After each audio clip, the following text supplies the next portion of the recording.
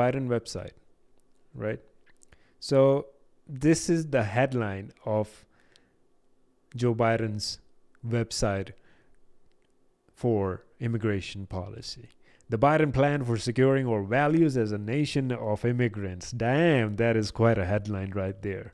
Makes every immigrant feel good about this. So this is what they're talking about. There's a long essay, which I'm not going to get into. Oh, they're asking for money. Well, not now. Not now, Biden. All right. So, yeah, lovey-dovey stuff, all the sugarcoating, all that. But this is what I want to talk about. This is what I'm interested in. In the first 100 days, what is the Biden administration going to do? Well, first of all, we have the immediate reversal of the Trump administration's cruel and senseless policies that separates parents from their children at our border. Okay, this is what I want to talk about real quick.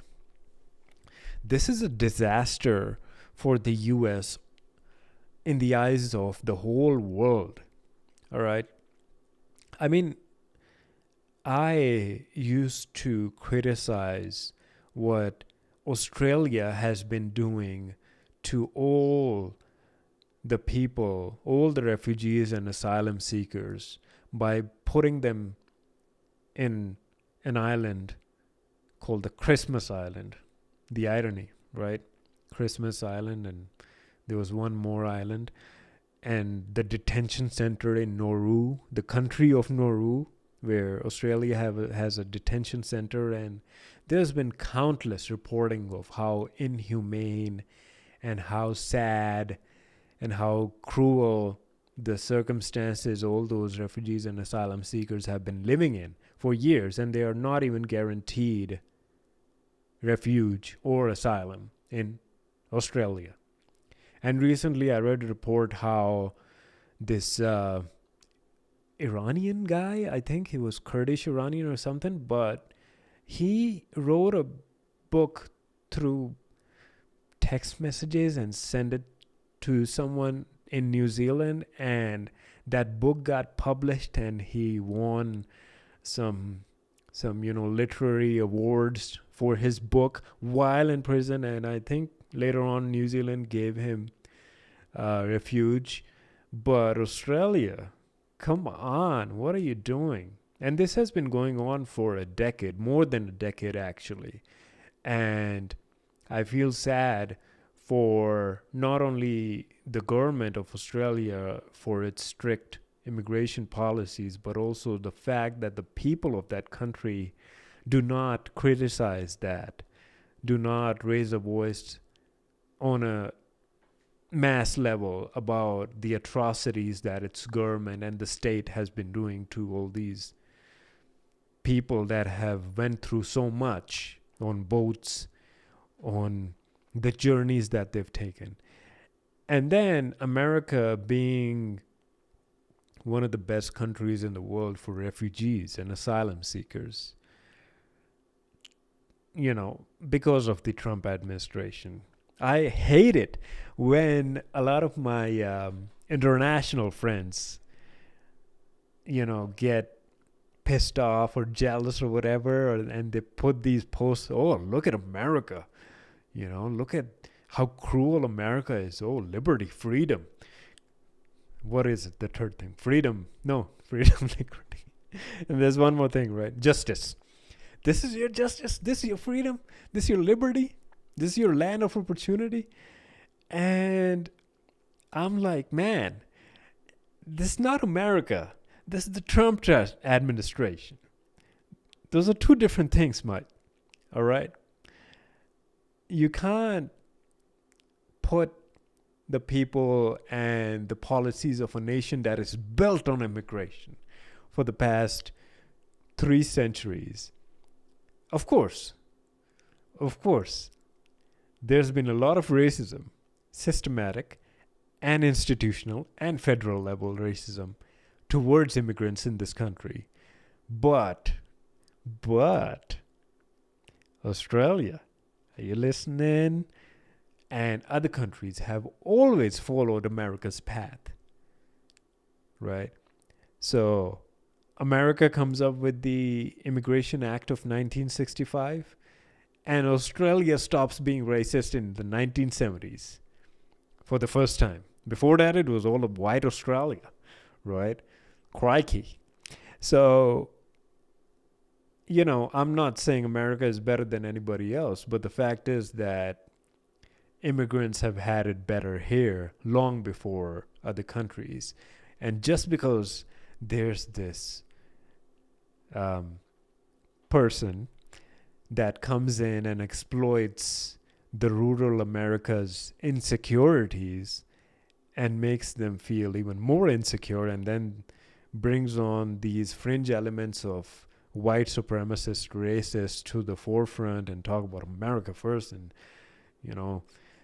these immigrants, this, that, and then put some people in charge of the immigration policies that are super racist themselves. This is what American people saw in the last 4 years, and they said, we've had enough of this crap. This crap, we've had enough of this. We can't take this anymore. So common sense has prevailed in the majority, at least, and we have hopefully turned our back towards that. Obviously, there's people that are racist and anti-immigrant in this country, almost 48%, right? And hate crime has been going up, no doubt about it. The FBI just came up with a report recently that hate crimes are up by 74% in just the state of Colorado. So think about that. And this is a blue state. So there's all these issues that the country is facing. But still, at the end of the day, the federal policies make a big difference in every immigrant's life. So going back to children and parents being separated at the border and seeing what Australia has been doing, and now America doing it even worse. I mean, I'm not going to call it America. I'm going to call it the Trump administration. And of course, the policies of the federal institutions, especially ICE and all of that. And what the hell are they doing on the border, man? It's terrible. The phrase that has become really famous, and obviously there's truth to it, is putting kids in cages, right? And that's the America we are living in right now, which is just utterly insane, right? You talk about liberty and being civilized, and then you put kids in cages, separating kids from their parents, and I don't know what else are they doing down there, but this is ridiculous. And obviously, if America wants to be the beacon of hope for anybody else, this is definitely not the example that it should be setting. But then again, it's the administration, and hopefully things change now. That's what the Biden policy is towards that, and being civilized and taking... Oh my God, I just remembered something actually. This is a ridiculous story about... Oh man, I can't even go there. Like, there's... Yeah, I have half memory of what exactly happened, but also it's so sad that I don't even want to talk about it. But just to give you an idea, there were some pregnant women, right, at the border, and they were taken to the hospital, and they were not just not given good care,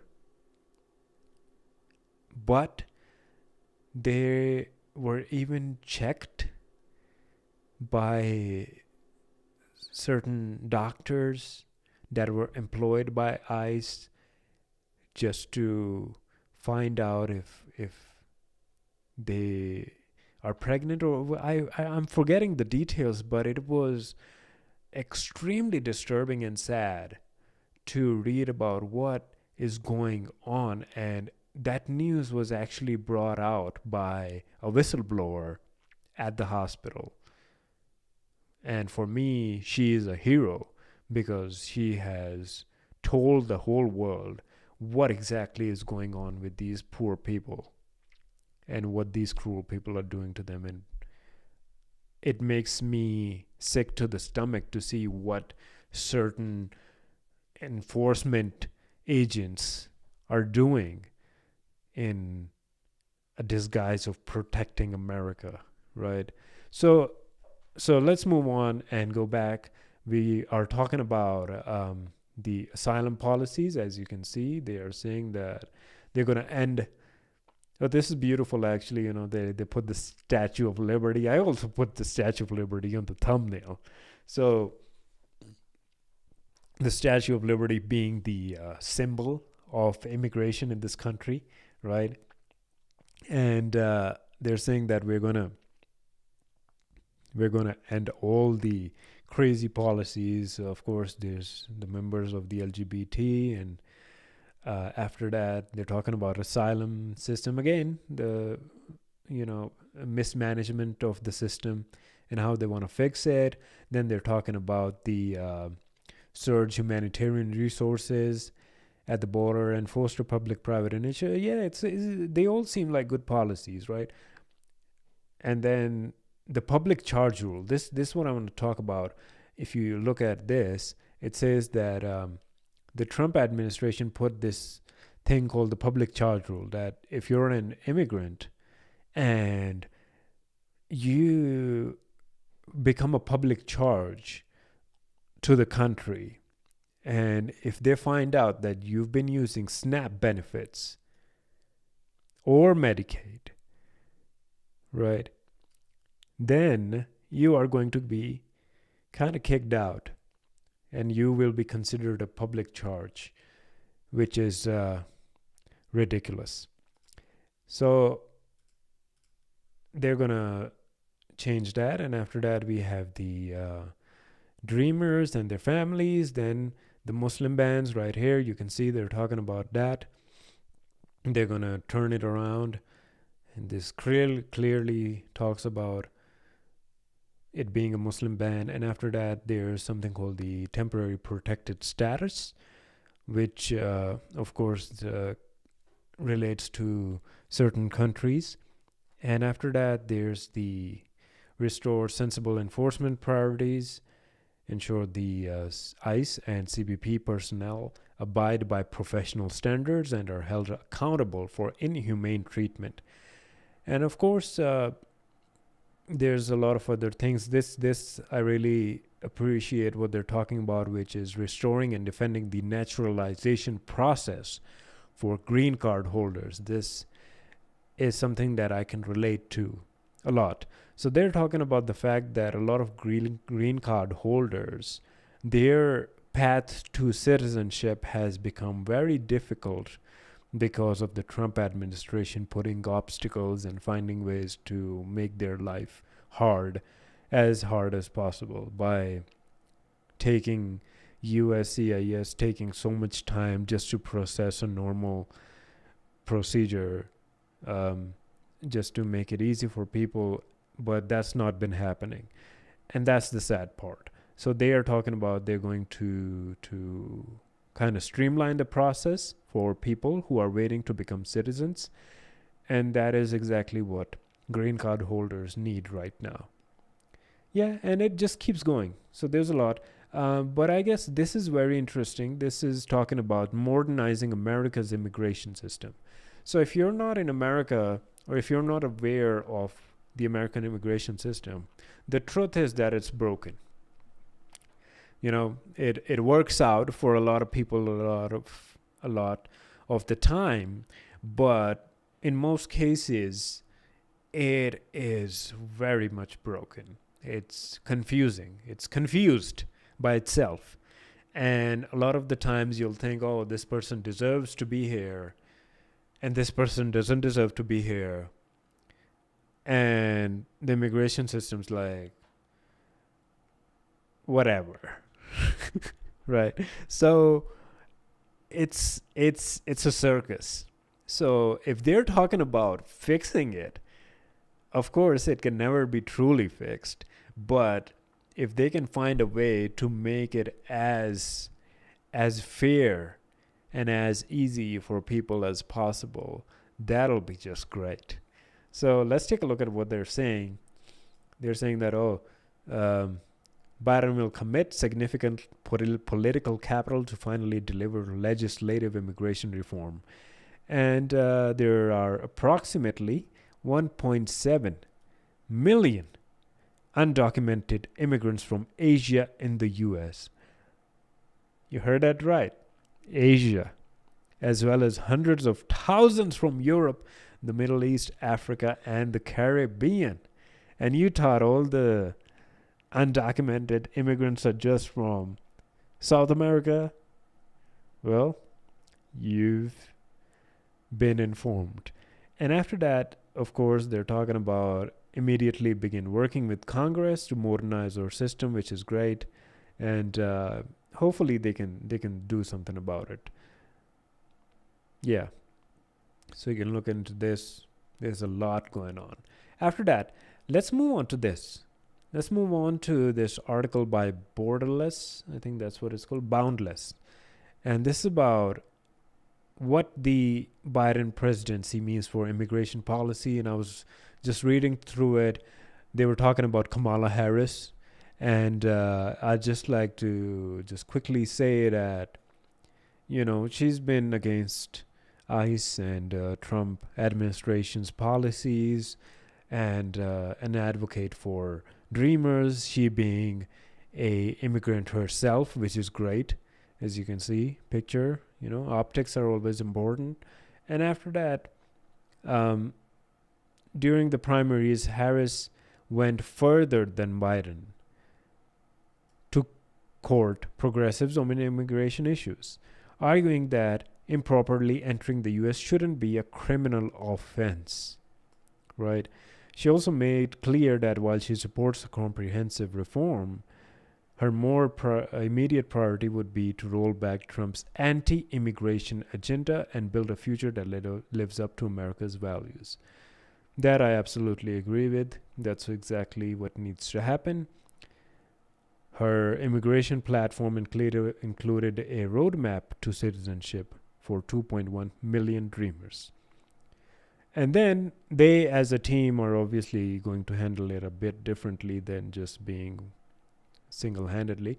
But before I get into this is talking about H-1B and skilled migrants and everything, right? So I was reading this article in particular, which says that, oops. All right. So this is by The Hill, and they're talking about Silicon Valley eager for Biden to reverse Trump visa rules. So let's talk about this. Okay. So what's been happening with H-1B visas? Let's be honest here. Most of them are from India. A lot of Indians, a lot of South Indians, or a lot of people from the IT world come to the U.S. to work in the Silicon Valley tech center, tech industry, right? And this is world famous. Everybody knows about this. Look at Sundar Pichai, Google CEO. Look at Satya Nadella, Microsoft CEO. I think Adobe's CEO is also Indian, and there's a few other companies as well. Pepsi's former CEO, I think Indra Nooyi, she's South Indian. So the point is that Indians, especially in the tech center, are extremely talented. I was talking to a friend of mine the other day, and he was saying that in South Indians in particular are geniuses. They are geniuses when it comes to writing code, and their mind just works so fast and so amazing when it comes to IT. It's like they're born with this talent, right? And the mere fact is that a lot of the times they come in as students, right? And then if they come in as STEM students, which is science, technology, I think engineering and mathematics, the STEM degrees, the STEM um, degrees that they do, they get special preference by the immigration department, that I think they get to work for 2 years if they do a STEM degree in the US. And in that tenure, if they get a sponsor from a company who sponsors them to work for them, and then they can end up either extending it or they can apply to get a green card through that company. And obviously, it's on the company to initiate that process. But the thing is that a lot of times people just come in on H-1B visas. Now, H-1B is a very interesting visa because every year the US opens this box of H-1B, right? I am not sure about the number. I think it's like 70,000 visas or something like that. But the majority of applications come from India and China, but more from India. And they put a quota system to make it equal for other countries as well. But let's be honest, it's mostly Indians applying for it, mostly getting the jobs. And the Trump administration cracked hard on H-1B, especially because of the America First and because of a lot of white Americans or rural Americans feeling that their jobs are being taken from these immigrants and especially these Indians. So we're not getting all that money. All these Indians are. So they need to stay where they are. They need to go back to the country, or they need to stay where they are so we can make that money. But the sad reality is, let's be honest here. A lot of companies, a lot of ID companies, why do they hire Indians or H-1B visa holders in the first place? Well, first of all, the problem is that Americans are just not good enough at IT. I'm talking about the fact that the positions that they have open and the level of expertise that they need, for example, Google, Netflix, Facebook, Twitter, Facebook, Amazon, and all these other big data or big IT companies, they need people right now. They're competing with each other on so many fronts, on so many different levels. They need someone to come in and write that code right freaking now. They don't have time to train and go through the process of building you up, and then you just run away and I don't feel like it, man. I don't feel like it, and I'm just gonna jump into something else. So they don't have time for that. They need people who are desperate because they're desperate, and they need people who are super talented and they can get the job done. It's capitalism, baby. This free market economy. They need people right now, and they might not even pay them a lot of money, right? But it works for them. It works for everybody. And there's a lot of Indians, Pakistanis, Bangladeshis, Asians, South Americans, or Europeans, or whoever, right? Coming on H-1B visas, and they have these jobs because they can get the job done. So it's a win-win for both of them. And a lot of the times, American citizens are not, they don't have those qualifications or those level of experiences that these companies need. That's why they've been doing this for a long time. And America has been a magnet for talent for decades. I remember back in 2015, I was talking to a friend of mine in Sydney, and he was saying America is smart in the sense that it attracts all the talent in the world. It's right as compared to other countries because, first of all, they have a flourishing industry industries, right? Every industry in America is a magnet for talent from other countries. So how do they do that? Is by finding talent, opening these visas, H-1B, or opportunities for them to come to America, and then giving them a hope of living their whole life in the US, no matter how long it takes them to get that green card. They will fight it as long as they can. And then how do they do that is by, for example, if there's America versus Australia, right? They're both English speaking, first world, excellent countries. But why would a person choose America over Australia, for example? Is that America will pay that person more than Australia, and that person has more opportunity to grow and develop as a particular data analyst or a software engineer as compared to Australia. So there's so much more opportunity and more pay and less cost of living, and the mere fact that innovation and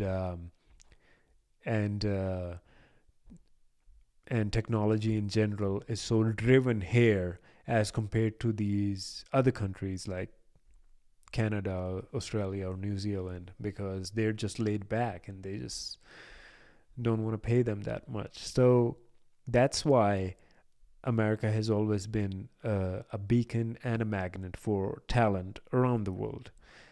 But then, of course, the Trump administration comes in and reverses everything and makes the H-1B visa holders stay back in their country. And what happens now? I mean, it's bad for them, but let's be honest, there's a lot of Americans that actually took advantage of that, because then COVID happened as well, right? So the pandemic is going on, and there's a lot of federal relief to individuals as well as corporations.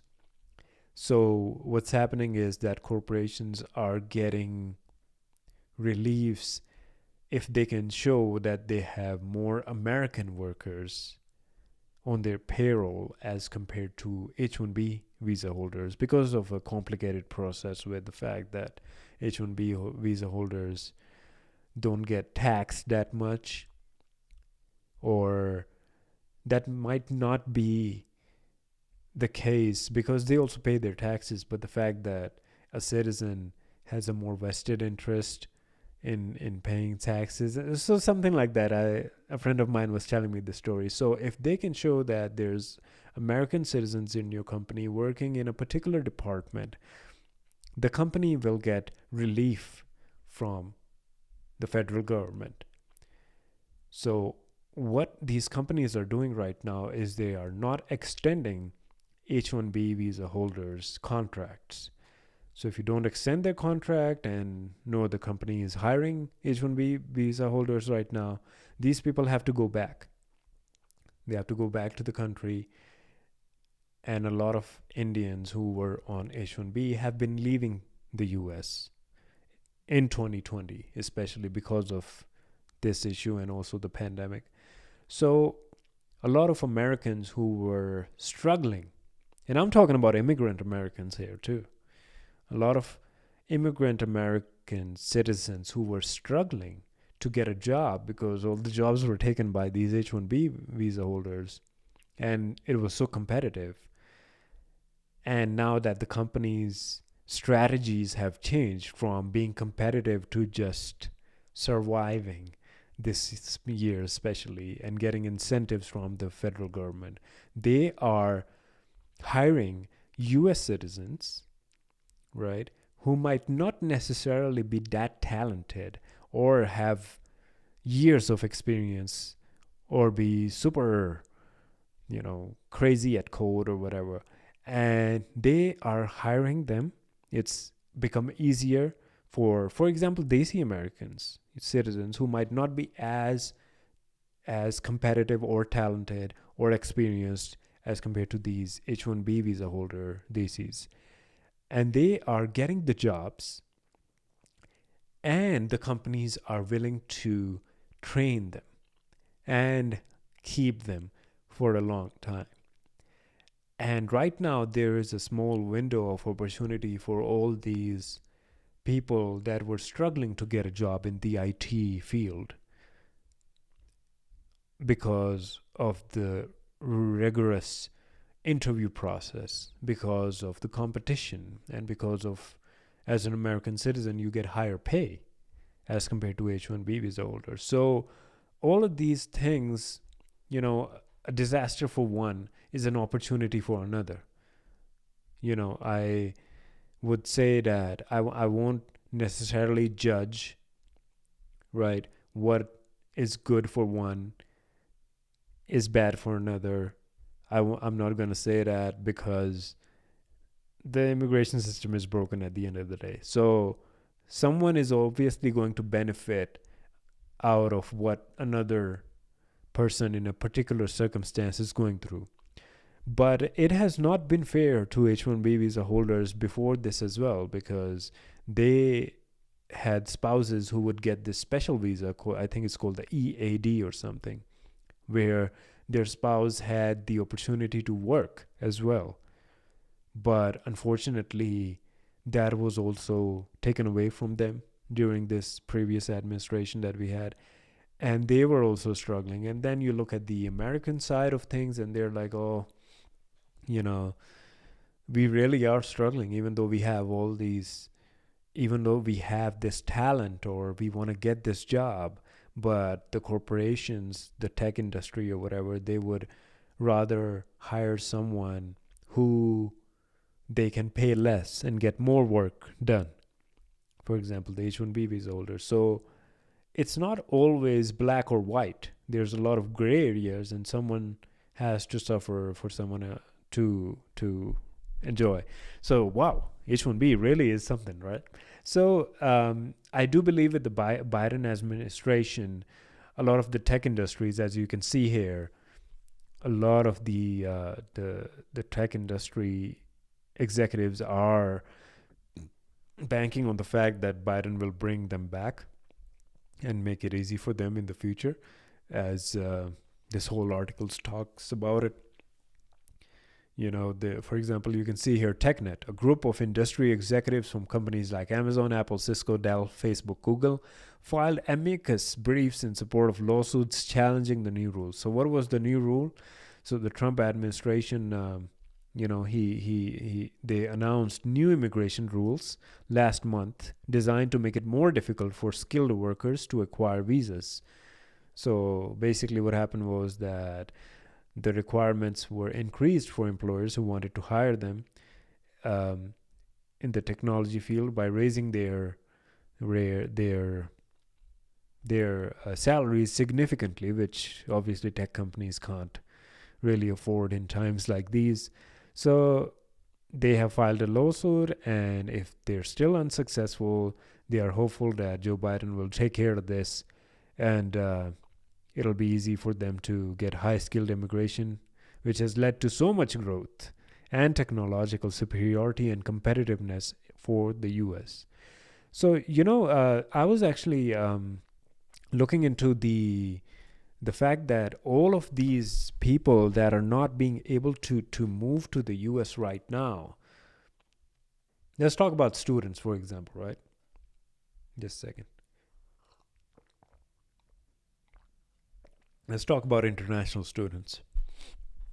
So America attracts a huge number of international students to the U.S. to come to universities and study here and then get a chance to work here and becoming immigrants or just academics or leaders in their industries. So that's one path that a lot of immigrants choose, even if they just want to have quality education, quality higher education from U.S. universities, because they're considered one of the best in the world.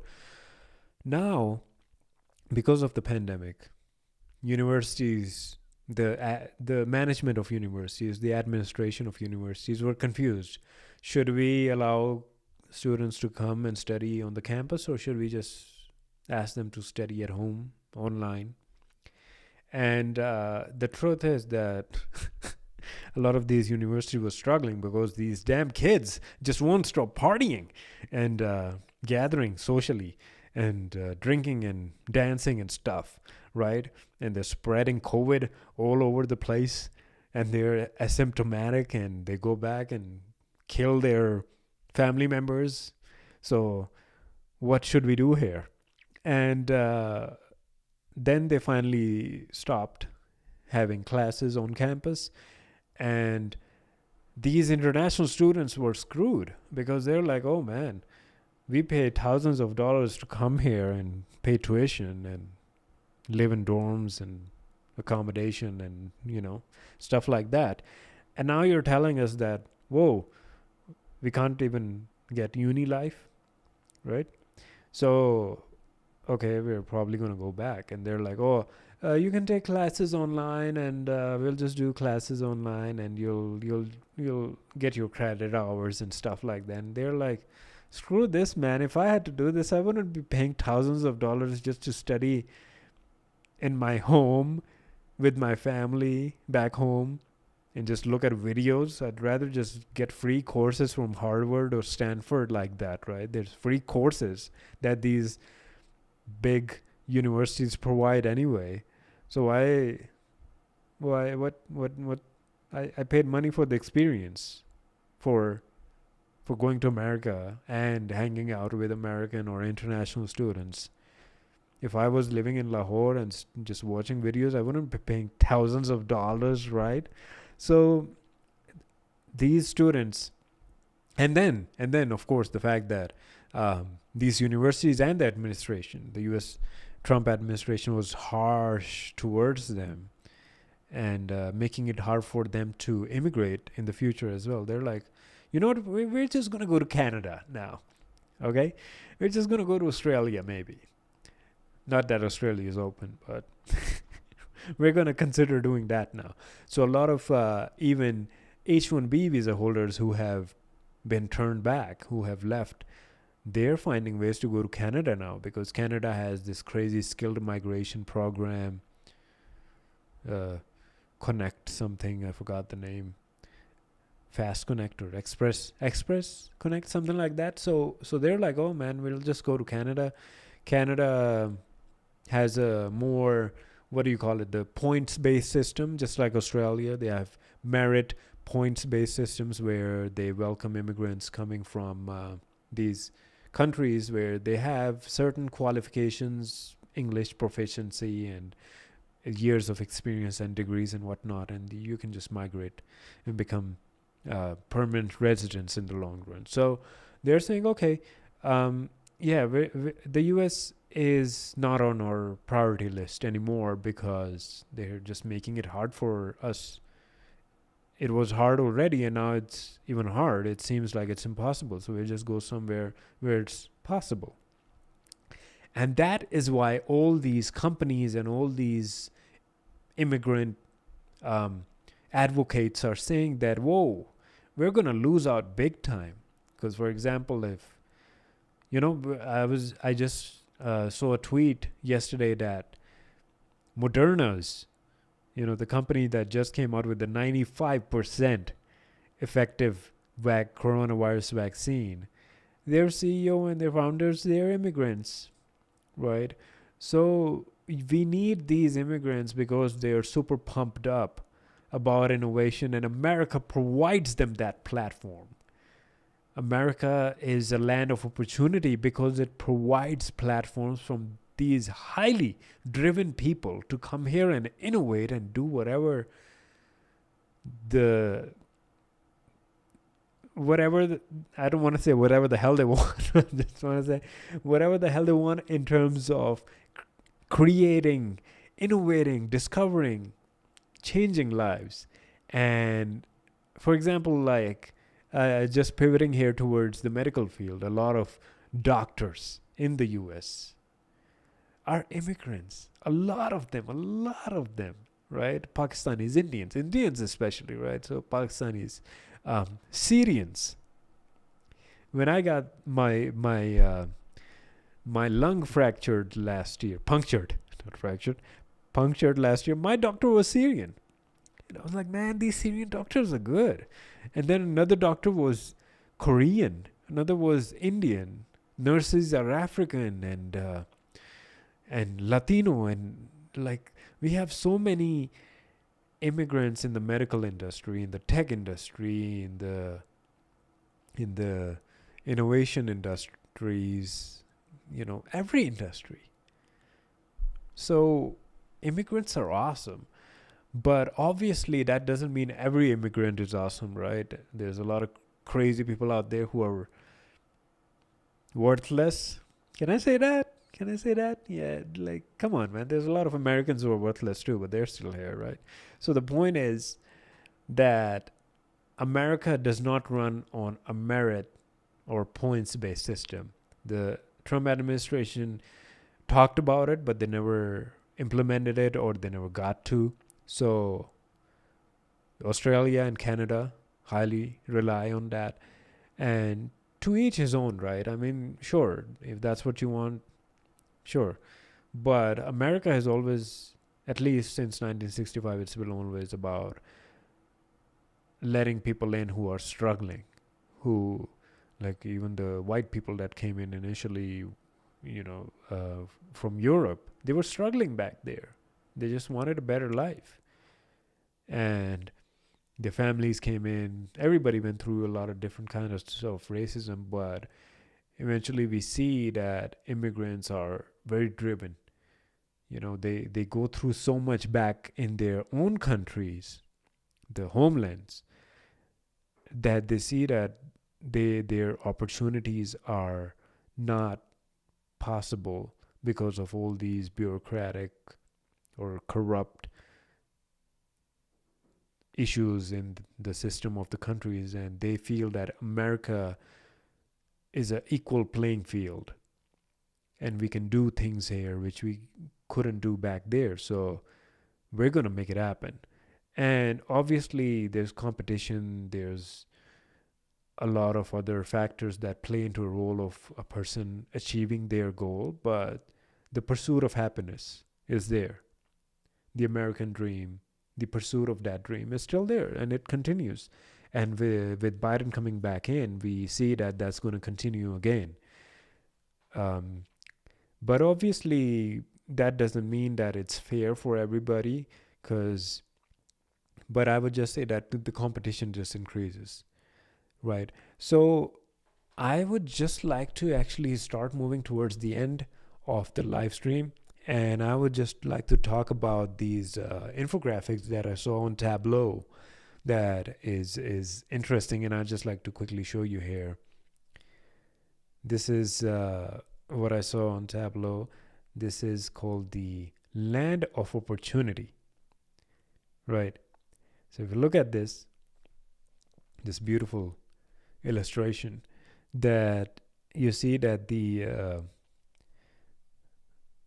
we are seeing a dramatic reduction in refugees resettlements in the U.S. since 2016. And you can see a massive drop from here. Right, from here, 2016, the refugees that were accepted was 84,000. What is going on? 84,000, and then in 2018 there were just 22,000 and almost 500. So massive drop, not good for refugees, especially for people who are struggling. We already talked about it. And then there, right, all the details, beautiful. And then this is a state by state. For example, Colorado, you see year by year, as you scroll, you can see the difference. Right, the refugees per 100,000 people just kept dropping. You can see, whoa, the numbers were high. And then let's take a look at Texas especially. So 2010, there were 31.4 refugees per 100,000 people. And you can see it just keeps dropping. Oh my God. Look at that. 2015 is 27.2, and then 2018 is 5.9. That is a massive drop, right? The big states are obviously, Vermont has been high as well. All these, North Dakota has been massive. South Dakota and even Arizona has been huge. But then you see, all of them have these drops at the end, these dips.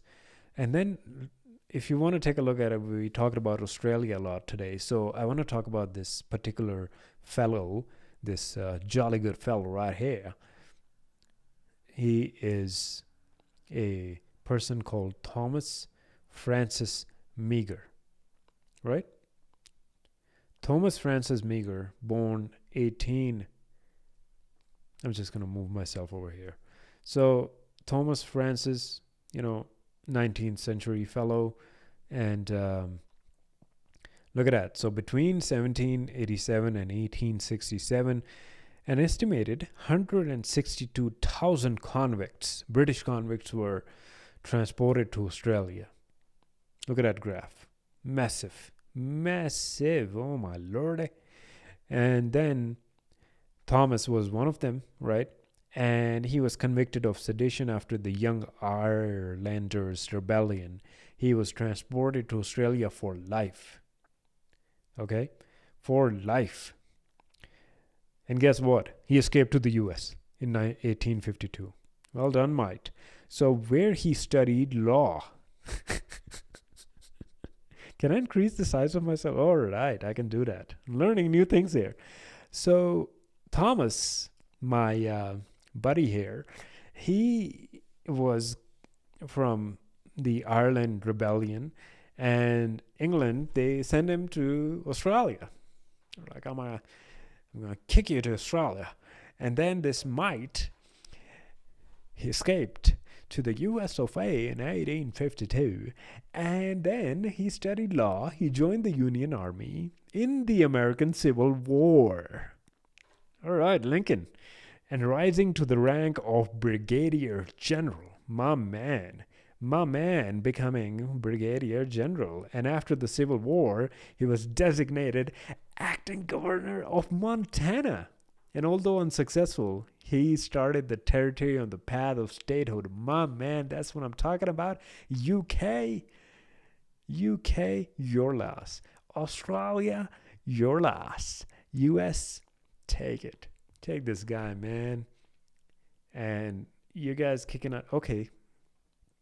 I mean, immigrants don't always have to be people of color, right? An immigrant is an immigrant. Doesn't matter what their skin color is. This guy was fighting in the Irish rebellion army front, and the UK convicts him, sends him to Australia on a boat. This guy escapes from Australia to America, becomes this successful brigadier general fighting for the Union Army, and lives an amazing life. So, immigrants, right? So, America taking in these immigrants who the UK and Australia had already cancelled. So, think about that. And then we have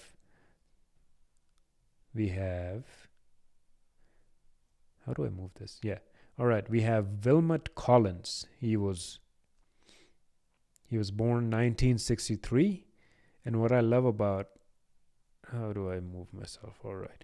And what I love about Wilmot Collins is that he is actually from Liberia, right? So the first Liberian War from 1989 to 1997 unfortunately cost up to 250,000 lives.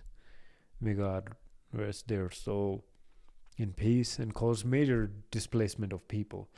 And what happened after that? So this is the data. This is the graph. I think I should, yeah.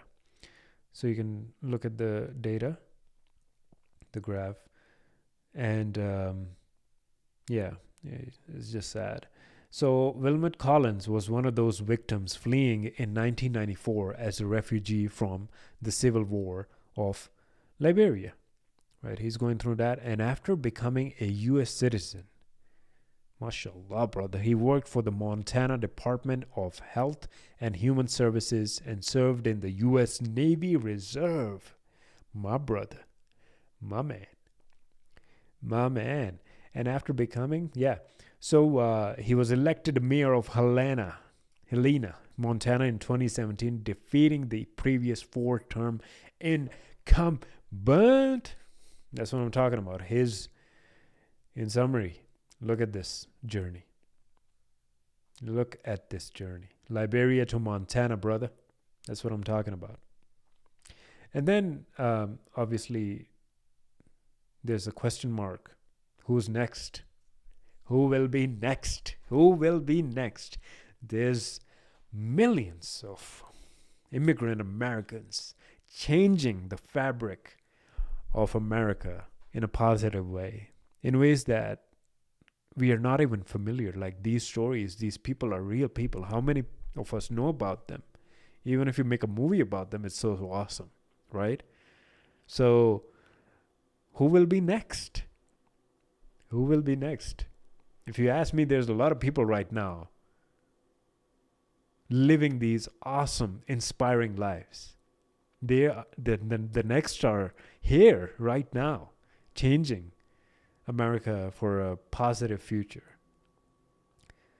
And there's many more coming, right? So who will be next? It's up to them to decide and America to decide. The U.S. has a proud history of resettlement and opportunity, and often from violent and tenable conditions. However, it seems likely that refugee settlements will continue to decline. Well, hopefully not anymore.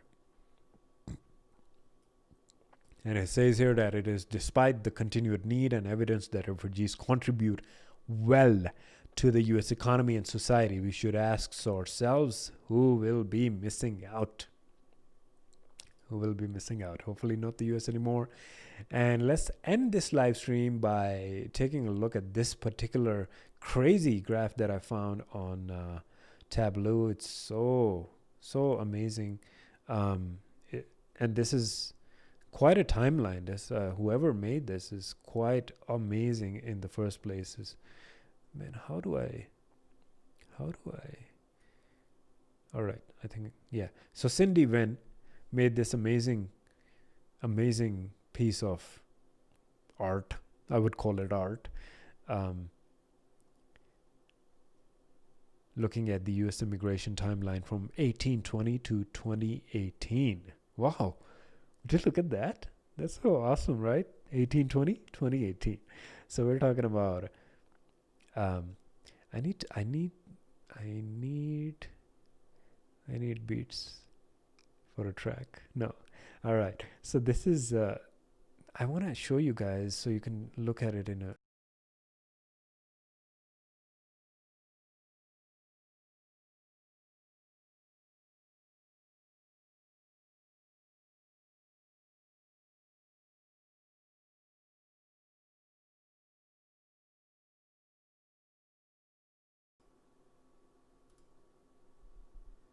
Okay.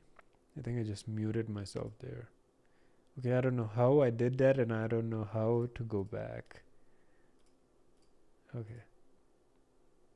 Oh wow. What? Okay, I don't know I don't know what I did and I don't know how to go back to this, but I really wanted you guys to look at this. Okay, whoa. All right. I'm back. All right. So okay. So we'll look at this. How do I bring myself back? I don't know. I don't know how to bring myself back here.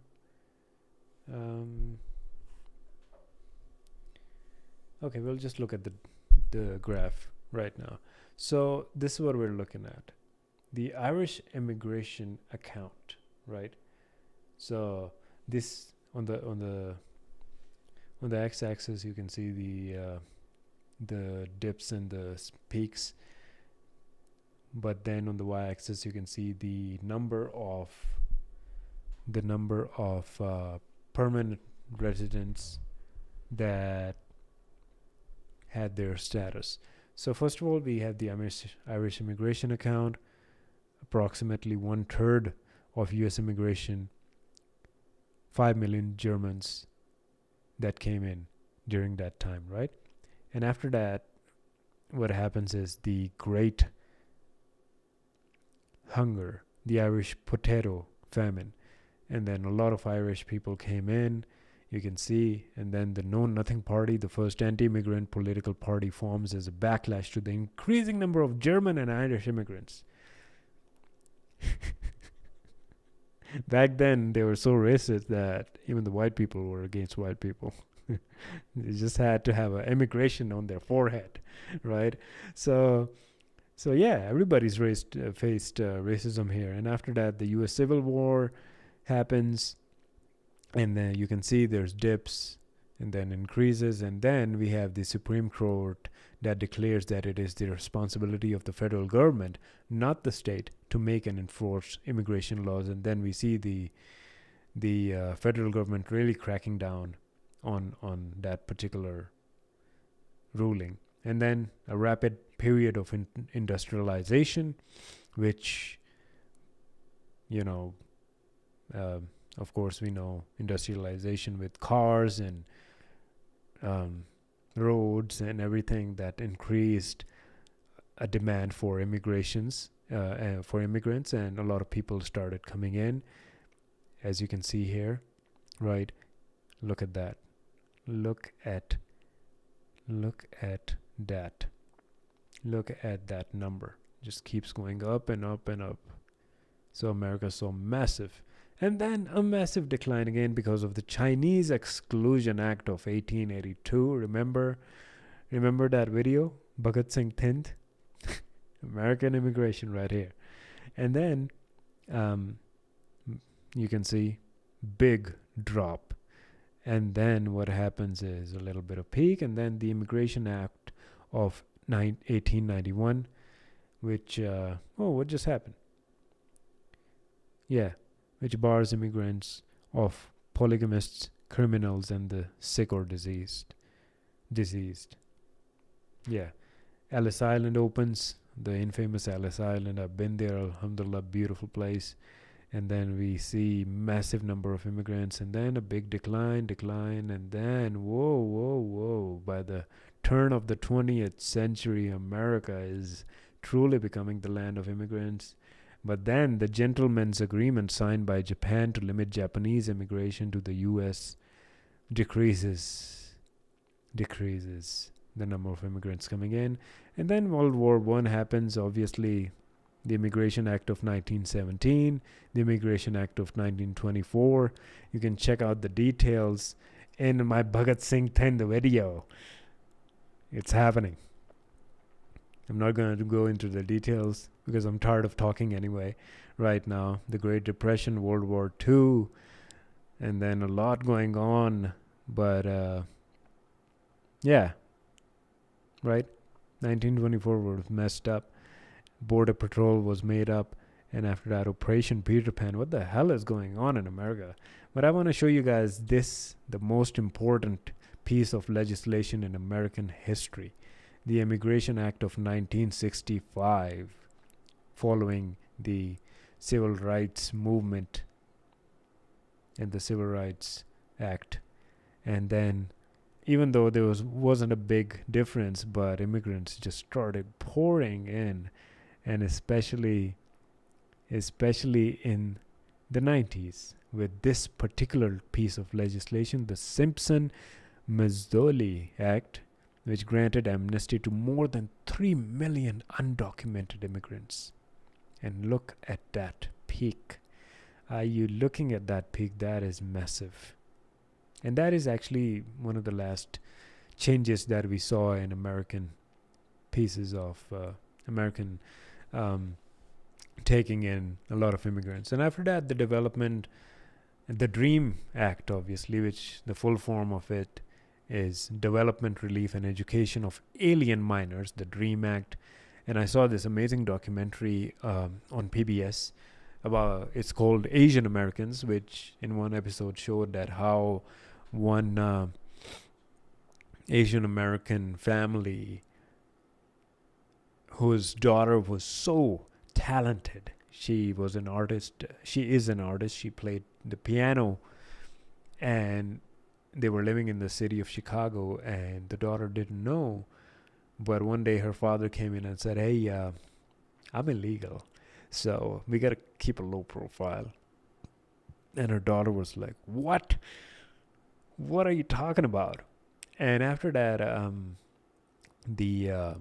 remember the state senator or the governor or someone like that got involved through the teacher or a program lady who told him about this talented young girl who is going through this, right? And he got so pumped up that he wrote down this plan, this bill, and proposed it in the Senate, in Congress or in the Senate. And unfortunately, actually, even the president back then, President Bush, was going along with it, but then 9/11 happened, unfortunately, and then the Dream Act was kind of just forgotten about, and just the priorities had changed for the country. And that's why we are still going through this uncertainty when it comes to the dreamers. And it's about time, right? It's about time that this gets settled. Going back one last time, we see that in 2010s, the DACA, the Deferred Action for Childhood Arrivals, temporarily shields dreamers from deportation. But then finally, with the Trump administration, the travel and immigration bans. So this is the timeline that we have so far in U.S. immigration. And now that Biden is almost here, I think this is good news for a lot of immigrants. They're going to be rejoicing and rejuvenating to get together with their families and have a bright future for them in this country, a certain future where there was a lot of uncertainty. And overall, of course, things might not be all flowers and roses and awesome, because it's going to take time. The reality is that even to overturn all these things that the Trump administration did, it's going to take a while to get back to your plans. And there's Congress involved, there's Senate involved, there's executive orders, there's the judiciary, there's a lot of complications. But as long as this administration is willing to tackle these issues that people are facing, that's what matters at the end of the day. But overall, there definitely needs to be a balance and help for American citizens as well, who are going through these issues because of H-1B visa holders, for example, who are super talented, and even though they deserve their opportunities, but what about people here who are struggling with their jobs and their trajectory in life? So it's a tricky balance, but something that really resonates with a lot of people as well. Because if an American who's already born here and paying their taxes and struggling, again, you can argue that, it's all about competition, right? So you're competing with each other, and then you're competing with these foreign workers. But then corporations who are willing to pay less to these more experienced or more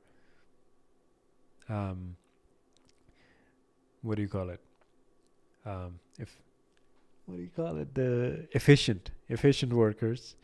So less in, more out, right? So what's the future for that? Because corporations have a vested interest in the bottom line, the shareholder value, the shareholder, the share price and the shareholder value. That's the bottom line. That's what they teach us in business. So are they really in the best interest of American citizens or their bottom line? So the government, the corporations and people, they really will have to play a tug of war in this interesting situation that we're going forward.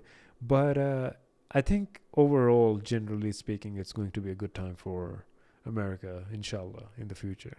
So that's it. That's the end of the live stream. It's been an hour and 22 minutes already. Enough talking. Time to work. Time to get to work. And yeah, check out the other awesome videos in this channel and subscribe. What am I saying? Smash that like button. Smash that subscribe button. And I'll see you in the next one. And if you want to support this channel, the Patreon link is in the bio. The Amazon affiliate links are down there. So check them out. And I'm gonna take some rest. I'm gonna take some rest and I'm gonna play around with this. All right. So I will see you in the next one. Good night.